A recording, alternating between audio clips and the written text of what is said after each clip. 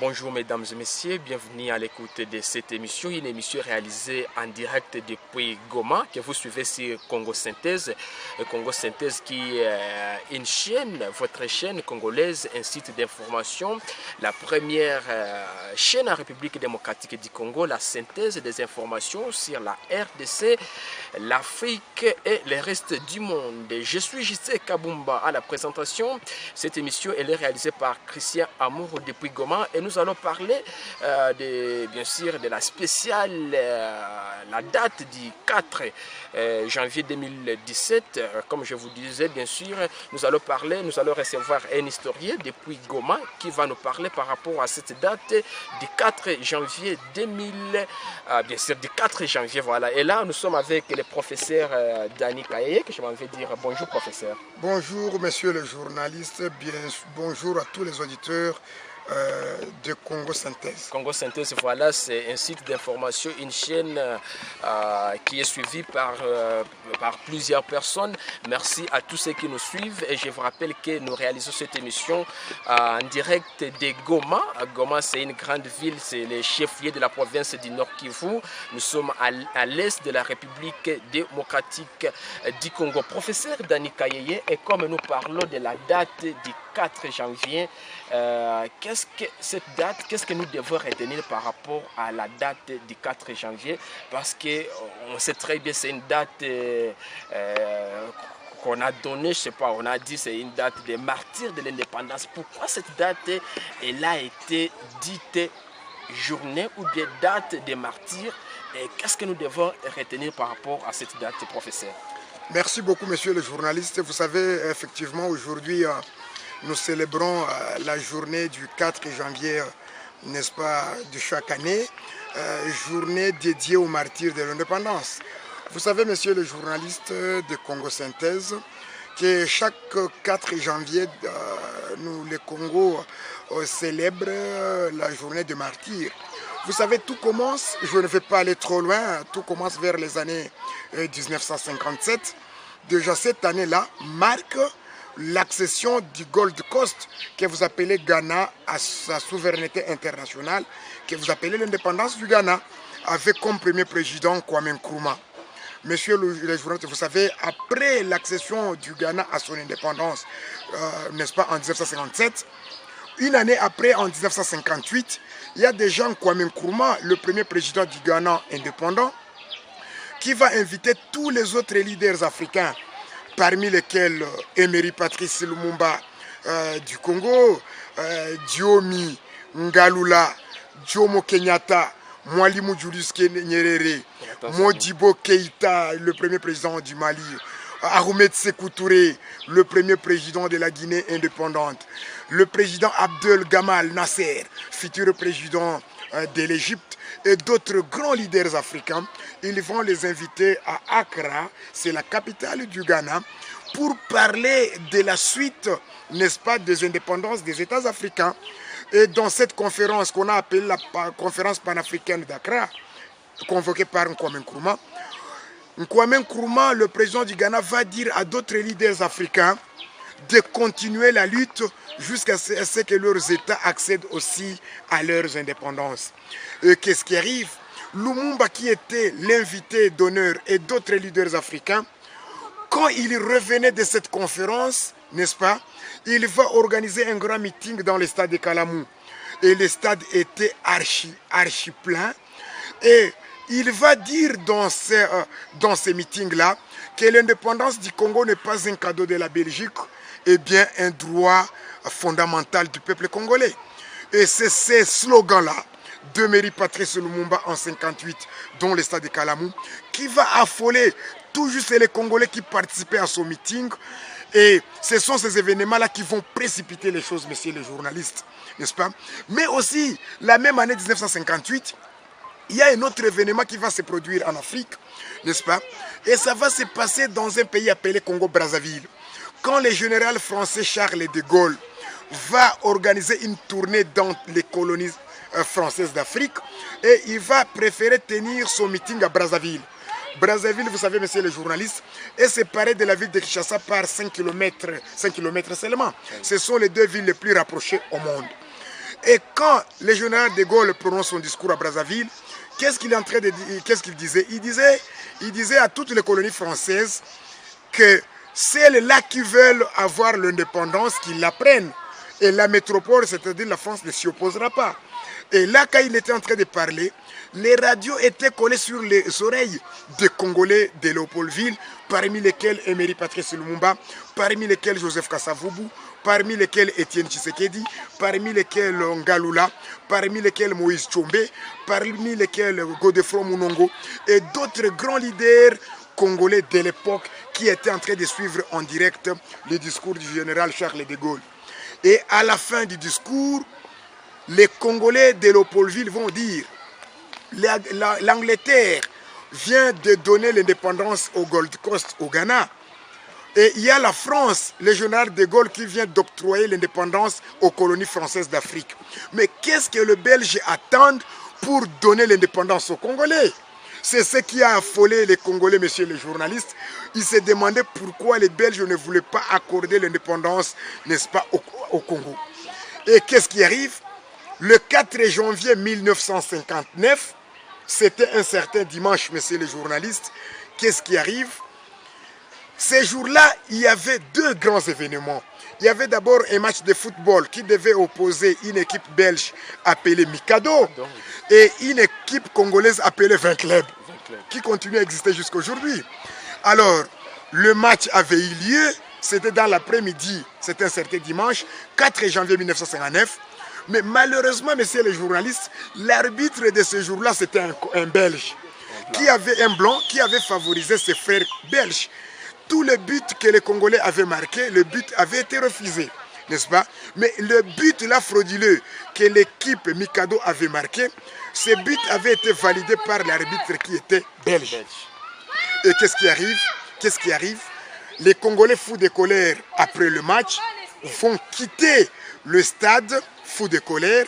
Mais aussi ces mêmes jours-là, le 4 janvier 1959, il y avait un deuxième événement qui était organisé. C'était le meeting de la Bako qui devait s'organiser ces mêmes jours du 4 janvier 1959 vers 16h, heure de Léopoldville. Mais à la dernière minute, messieurs les journalistes, et à leur grande surprise, le meeting de la Bako sera annulé par l'administration coloniale belge.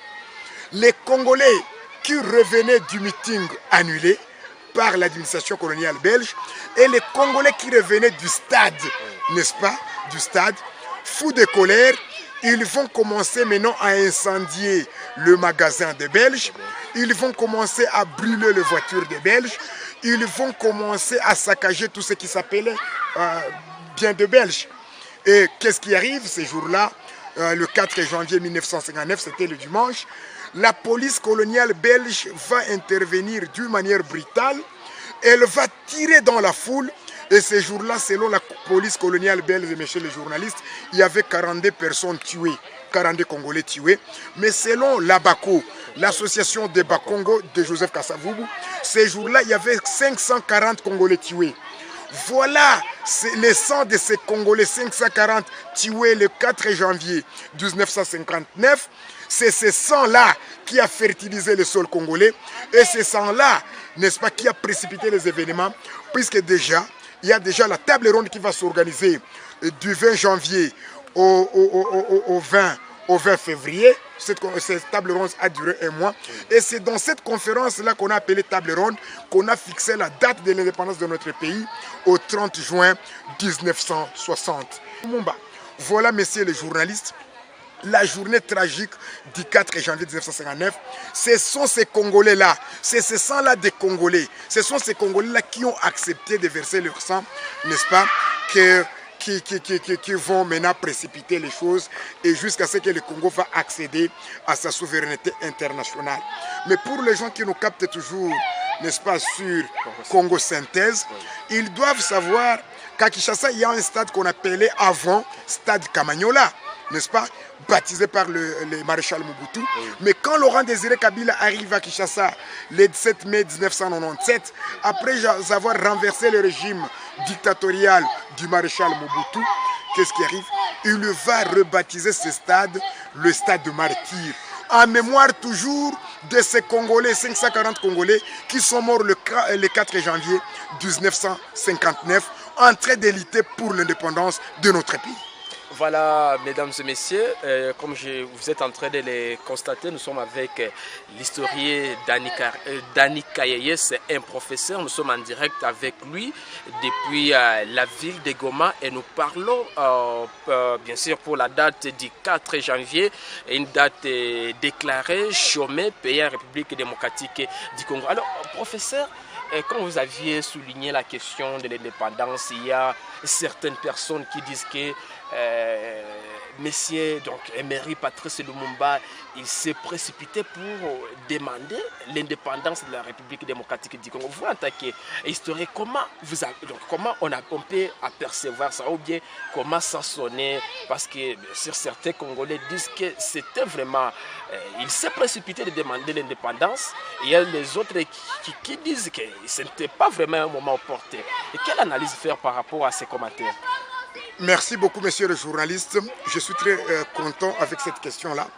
Et si je voudrais maintenant recadrer l'histoire du Congo devant les micros de Congo Synthèse, je voudrais dire à tous ces Congolais-là qui disent que Lumumba avait été pressé, que ces Congolais n'ont pas raison et ces Congolais n'ont pas droit de le dire puisqu'ils ne maîtrisent pas l'histoire de notre pays. Ce n'est pas Lumumba qui a été le premier à revendiquer l'indépendance de notre pays. Oui.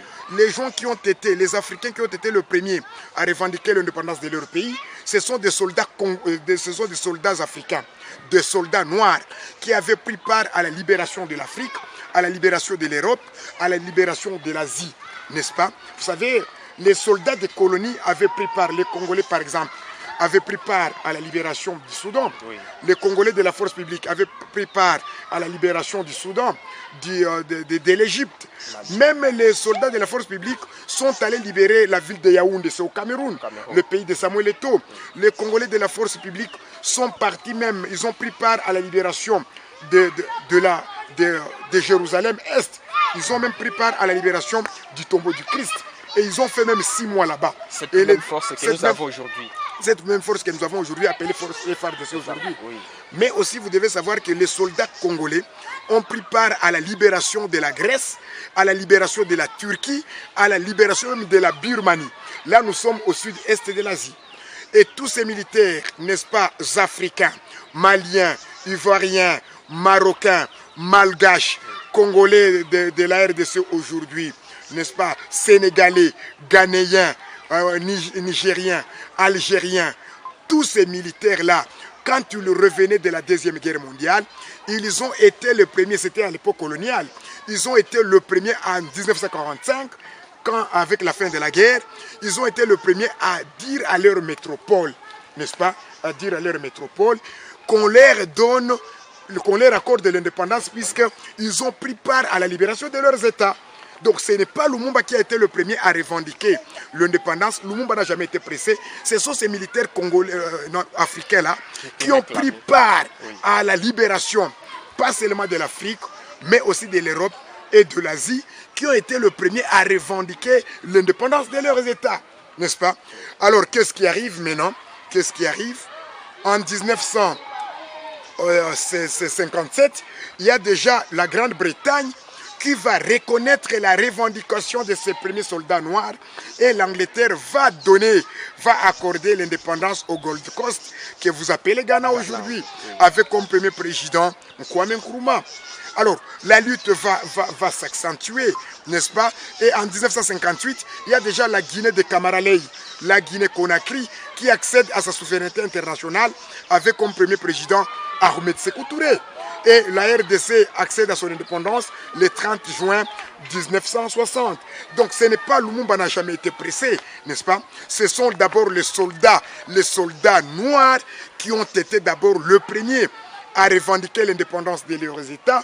Mais aussi, il y a la conférence de 1955, la conférence de Bandung. C'était une conférence afro-asiatique, n'est-ce pas? Et le grand leader africain qui était là, il y avait Neto. Il y avait Mwalimu Julius Nyerere, il y avait Jomo Kenyatta, il y avait d'autres leaders, Nasser d'Égypte était là, il y avait Nehru, le premier ministre indien qui était là, et d'autres grands leaders, le maréchal Tito de la Yougoslavie était là, n'est-ce pas? Et à la fin de cette conférence de Bandung de 1955, tous les leaders afro-africains, ils s'étaient convenus d'accélérer la lutte pourvu que leurs États africains et asiatiques accèdent à leur souveraineté internationale. Donc Lumumba n'a jamais été pressé. Lumumba est venu emboîter le pas à tous ces militaires-là qui revenaient de la Deuxième Guerre mondiale. Merci beaucoup, professeur Dani Kayeye. L'actualité l'exige et il y a 4 ans, jour pour jour, que le colonel Mamadou avait été assassiné. Et comme nous avons cette chance-là de vous recevoir dans notre émission, c'est Congo Synthèse, et vous êtes un professeur, un grand historien qui reste bien sûr à l'est du Congo, vous allez nous parler en bref qui était le colonel Mamadou. Merci beaucoup, monsieur le journaliste de Congo Synthèse. Ça, c'est une très bonne question. On ne peut pas parler de la journée du 4 janvier et oublier le vaillant combattant, parmi lesquels le colonel Mamadou, le fait général, le général Baouma et d'autres soldats qui ont accepté de verser leur sang pourvu que le Congo restait indivisible. Et monsieur le journaliste, ça c'était même le principe cher à Emery Patrice Lumumba, à Laurent Désiré Kabila, que le Congo ne soit jamais divisé. Il faut que le Congo reste indivisible. Au fait, monsieur le journaliste, le colonel Mamadou Moustapha Ndala, il fut chef de commando dans la guerre contre le M23. C'était un mouvement rebelle qui voulait balkaniser même la partie est de notre pays. Oui. Alors, le colonel Moustapha Mamadou Ndala est né à Ibambi. C'est dans la haute Ouélé, n'est-ce pas, dans le territoire de Wamba, collectivité de Timoniko. Et Mamadou, colonel, il est né le 8 décembre 1979. Et le fait colonel Mamadou est mort, n'est-ce pas, au front, il avait 35 ans. Il est mort très jeune, mais il a accepté de verser son sang pourvu que le Congo restait indivisible. C'est toujours dans la même lignée de Emery Patrice Lumumba. Son père, on l'appelait Sadio Ndala, sa mère, on l'appelait Ndala Djene. Mais aussi, les gens qui nous captent en ces moments doivent comprendre que le père du colonel Mamadou aussi est parmi ces Noirs-là d'Afrique, parmi ces Congolais rares qui avaient pris part à la Deuxième Guerre mondiale. Donc, vous allez comprendre que le fait, la bravoure de Mamadou n'est pas venue du hasard, puisque son père lui-même avait pris part, n'est-ce pas, à la Deuxième Guerre mondiale. Donc, c'était un grand combattant.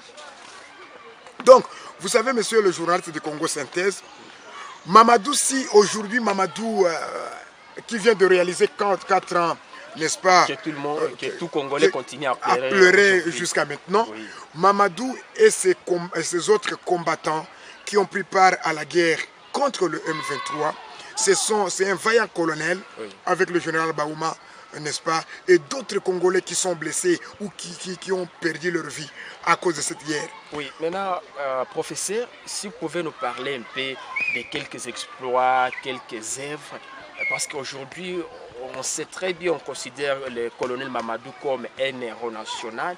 Chronologiquement, vous pouvez nous parler des événements ou bien les œuvres que le colonel Mamadou a fait à l'est du Congo et à la République démocratique du Congo. Merci beaucoup, monsieur le journaliste. Ça fait le 4e anniversaire que les gens sont que nous sommes en train de célébrer l'anniversaire du fait général Mamadou. Vous savez, monsieur le journaliste de Congo Synthèse, tout commence le 29, n'est-ce pas, avril 2012.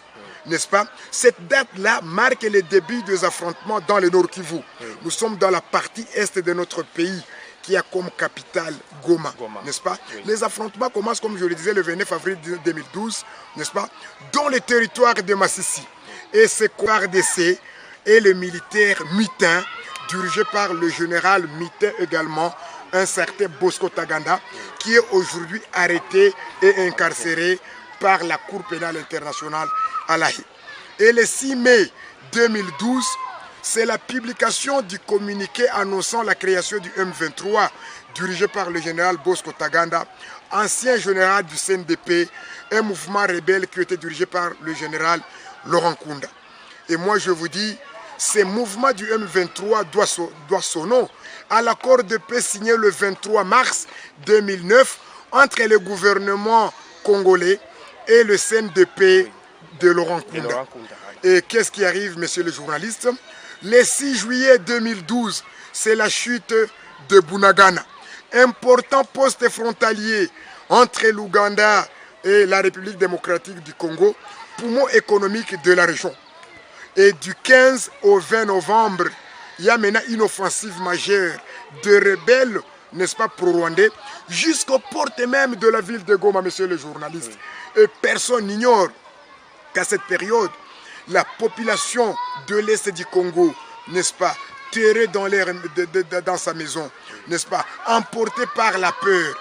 Et le 20 novembre 2012, à 11h, heure de Goma, les radios nationales et internationales annoncent la chute de la ville touristique de Goma. C'était une catastrophe terrible et c'était sous la barbe de la MONUSCO, monsieur le journaliste. Voilà les choses en présence de l'Indonésien. Alors que la MONUSCO, n'est-ce pas, la MONUSCO a comme rôle, n'est-ce pas, de stabiliser, n'est-ce pas, la RDC. Voilà pourquoi on parle la MONUSCO, mission des Nations Unies pour la stabilisation de notre pays. Mais ce jour-là, le 20 novembre 2012, à 11h, heure de Goma, c'est la chute de la ville de Goma sous la barbe de la MONUSCO. Donc la MONUSCO a failli à sa mission, n'est-ce pas, de protéger la population et de stabiliser la RDC. Et le 24 novembre, devant la gravité de la situation, messieurs les journalistes, c'est l'ouverture à Kampala, en Ouganda, de la conférence internationale sur la région de Grand Lac. Qu'est-ce qui arrive maintenant que nous appelons la CIRGL? Le 9 décembre 2012, c'est le début de pourparlers, messieurs les journalistes, à Kampala, entre les acteurs du gouvernement congolais et les acteurs du M23. Et le 24 février 2013, c'est la signature de l'accord cadre à Addis Abeba par 11 pays africains pour la pacification de l'Est de notre pays. Et le 28 février 2013, c'est la résolution du Conseil de sécurité qui renforce la mission de l'ONU en créant la brigade d'intervention chargée de neutraliser tous les groupes armés à l'est de notre pays. Mais messieurs les journalistes de Congo Synthèse, jusqu'à ce moment, n'est-ce pas, cette neutralisation, n'est-ce pas, prônée par l'ONU, n'a pas encore été effective. Car le nord et le sud Kivu, les deux provinces de l'est du Congo, comptent à elles seules plus de 100 groupes armés. Il y a des groupes armés qui continuent à naître comme des champignons dans des champs de maïs. Mais le colonel Moustapha Mamadou Ndala et le général Baouma et d'autres commandos et d'autres soldats, combattants, nationalistes qui ont accepté de verser leur sang, qu'est-ce qu'ils vont dire? Ils vont dire, en aucun jour, le Congo ne sera balkanisé. Voilà pourquoi le colonel Mamadou, avec d'autres commandants qui étaient au front, vont lancer la contre-offensive contre le M23, n'est-ce pas, avec la bénédiction des autorités nationales. Mais aussi, messieurs les journalistes, vous devez savoir que la victoire de FARDC, c'est la victoire aussi de la population. Parce que toute la population de l'Est du Congo était derrière nos vaillants combattants de FARDC. Et qu'est-ce qui arrive? Ça va commencer, ça va chauffer très bien, messieurs les journalistes, un certain dimanche. C'était un certain dimanche, 27 octobre 2013, à 10h heure de Goma, n'est-ce pas? Quand les radios nationales et internationales vont annoncer l'entrée de nos troupes, donc de nos FARDC, dans la cité de Kiwanja et dans tous les territoires de Rutshuru, c'était terrible. Et les rebelles de M23, ce jour-là, ils avaient fui les talons à la nuque. Et ce sont les populations du coin qui sont venues étendre même, mettre les pagnes par terre. Et les militaires des FARDC ont été accueillis comme Jésus qui revenait de Bethanie. C'était toujours sous le commandement du colonel Mamadou. Sous le commandement du colonel Mamadou, qui était le patron de tous les commandos à cette période-là. Et le 30 octobre 2013, à 16h12, heure de Bunagana, là nous sommes à la frontière avec l'Ouganda, les radios nationales annoncent l'entrée triomphale, n'est-ce pas, dans la cité de Bunagana, de nos FARDC. Et les FARDC, n'est-ce pas, étaient accueillis, n'est-ce pas, comme je le disais, comme Jésus qui revenait de Béthanie. C'est ce que les chrétiens appellent les jours de Rameau. Et à cette période-là, les chefs des rebelles, Bertrand Bissimois et son équipe, avaient pris fuite jusqu'en Ouganda. Et c'était des événements terribles, messieurs les journalistes. Si les gens parlent de Mamadou et d'autres commandants et d'autres soldats qui ont pris part à cette guerre, le lundi 4 novembre 2013, à 13h, heure de Mbouzi et heure de Tchanzu, nous sommes dans les hautes montagnes du territoire de Rutshuru là-bas, à la frontière avec le Rwanda, au Nord Kivu, n'est-ce pas? Les radios nationales, encore une fois, et internationales, annoncent la chute, n'est-ce pas, de la cité de Mbouzi et de la cité de Tchanzu. Là, nous sommes dans le territoire, n'est-ce pas, de Rutshuru, dans la province du Nord Kivu, qui a comme capitale, qui chef-lieu Goma. Et moi, je vous dis, à Tchanzu et à Mbouzi, messieurs les journalistes, les militaires de FARDC avaient encore été accueillis par la population comme une manne qui tombait dans le ciel, n'est-ce pas, dans le désert. Et, messieurs les journalistes, n'est-ce pas, la date qui a marqué l'histoire de cette guerre contre le M23, n'est-ce pas, c'était un certain mardi, 5 novembre 2013, à 2h du matin, heure de Runyoni. Là, nous sommes dans les hautes montagnes de Rutshuru là-bas. On annonce déjà, n'est-ce pas, la récupération de la cité de Runyoni, dans le Rutshuru là-bas, par nos FARDC, n'est-ce pas? Et c'est cette prise-là de Runyoni qui était le dernier bastion des rebelles du M23, soutenu par le Rwanda et l'Ouganda, qui annonce la chute et la fin de la rébellion du M23, parce qu'après la prise de Runyoni, le général Sultani Makenga, qui ne cessait de dire qu'au Congo, il n'y a pas d'armée, Hakuna Jeshi. Mais ces jours-là, il a fui. Même de tuer un rat. Oui, c'est ce qu'il avait dit, que l'armée, c'est Kazarama d'ailleurs qui avait dit que l'armée congolaise n'est même pas à mesure de tuer un rat. Mais ces jours-là, ils ont compris et ils ont senti que l'armée congolaise reste parmi les meilleures armées, n'est-ce pas, d'Afrique. Et moi, je vous dis, ces jours-là, n'est-ce pas, le 5 novembre 2013 à 22h, le général Sultan Makenga, le patron du M23, avait fui, oubliant même derrière lui son chapeau et sa canne. Et moi, je vous dis, ils ont pris la direction de l'Ouganda et un autre groupe de rebelles avait pris la direction du Rwanda. Et jusqu'en ce moment-là, messieurs les journalistes, depuis le 5 novembre 2013, ces rebelles, vous les retrouvez en Ouganda, au Rwanda. Et moi, je vous dis, c'était une grande offensive de nos FARDC, à l'époque dirigée par, le commando était dirigé par le colonel Mamadou. C'était vraiment des exploits terribles de nos forces. Et jusqu'à maintenant, voilà pourquoi les gens continuent à pleurer le colonel Mamadou, mais aussi d'autres commandants qui ont pris part à cette guerre, sans oublier le général Baouma, qui était le patron ou le coordinateur des opérations ici. Professeur, après avoir écouté tous ces événements, exploits du colonel Mamadou, à quelques jours, on a appris que le colonel Mamadou venait d'être assassiné. Est-ce qu'on peut savoir dans quelles circonstances le colonel Mamadou avait été tué?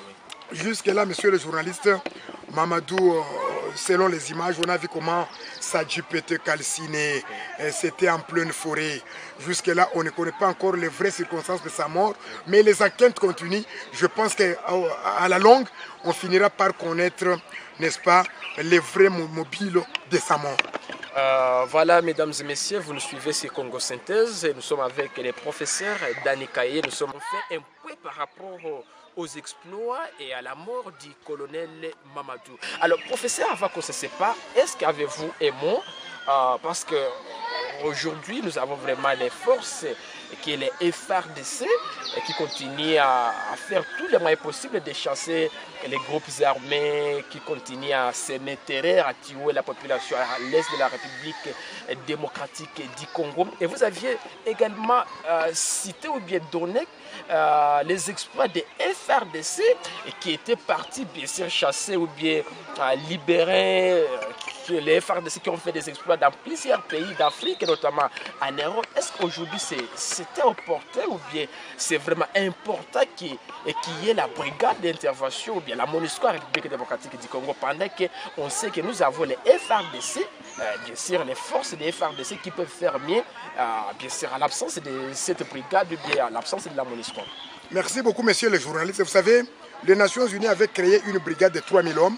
Il y a des soldats sud-africains, je crois namibiens et tanzaniens, pour venir épauler le FARDC. Mais moi, je vais vous dire, monsieur le journaliste, le gros du travail a été effectué sur le terrain par les soldats des FARDC.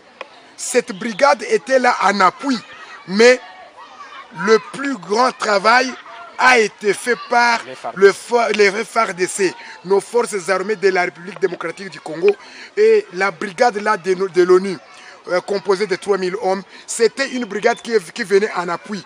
Mais moi je vous dis, à la première ligne d'attaque, il y avait le FARDC, et ce sont les FARDC qui ont fait le gros du travail pour chasser le M23. Et moi je vous dis, monsieur le journaliste, jusqu'en ce moment, le M23 continue à se demander qu'est-ce qui est arrivé ce jour-là, puisque eux-mêmes ne pensaient même pas qu'au Congo, il y avait une armée qui pouvait le démystifier, puisqu'ils ne cessaient de dire qu'au Congo, il n'y a pas d'armée. Mais c'est ce jour-là qu'ils ont pris acte, n'est-ce pas, qu'au Congo, il y a une armée très forte. Et moi, je vous dis, monsieur le journaliste, si ces gens du M23 encore, ou d'autres groupes rebelles, ou un pays voisin, osent encore une fois déstabiliser la RDC, moi, je crois que la RDC peut annexer ces pays à la RDC et ce pays peut devenir la 27e province de notre pays. Alors, professeur, vous, en tant qu'historien, vis-à-vis de ce que nous vivons aujourd'hui, on voit les guerres, je ne sais pas, il y a naissance du jour le jour des groupes armés, surtout à l'est de la République démocratique du Congo. Et selon votre analyse, peut-on dire, soit peut-on conclure que quelque part il y a l'implication du régime actuel? La création de groupes armés, il y a aussi un problème, il y a aussi le chômage. Il y a aussi le chômage. Aujourd'hui, vous savez, le Congo, c'est parmi les pays qui comptent un grand nombre de chômeurs au monde. Et vous savez, monsieur le journaliste, c'est quand quelqu'un manque à faire, et parfois il se lance dans beaucoup d'histoires. Voilà pourquoi aujourd'hui, dans des mouvements, dans des groupes armés, vous allez trouver même des intellectuels, vous allez trouver même des docteurs, vous allez trouver des gradués de D6. Et tous ces gens-là, tous ces aigris-là, qui n'ont pas à faire, vous les retrouvez là-bas. Mais moi, je pense que pour mettre fin aussi à cette histoire, à cette recrudescence de groupes armés, il faut que les dirigeants de notre pays, n'est-ce pas, il faut que le gouvernement crée des emplois. Au lieu que tous ces jeunes-là se rendent dans des forêts pour constituer des groupes armés, pour déstabiliser le pays, il faut que ces gens aient de l'emploi. Parce qu'ils vont là-bas parce qu'ils sont chômeurs. Mais si une fois ils sont embauchés, ils ont à faire, ils ont un travail à faire. Mais moi je vous dis, tous ces groupes armés, messieurs les journalistes, vont disparaître comme la fumée de Dantasango et la jeune femme. Merci beaucoup, professeur. Nous sommes à la fin de notre émission. C'était un grand plaisir pour nous de vous présenter l'émission en direct de Goma. On est avec le professeur Dani Kayeye. Je vous rappelle que c'est un grand historien qui reste à Goma. Bien sûr, c'est à l'est du Congo.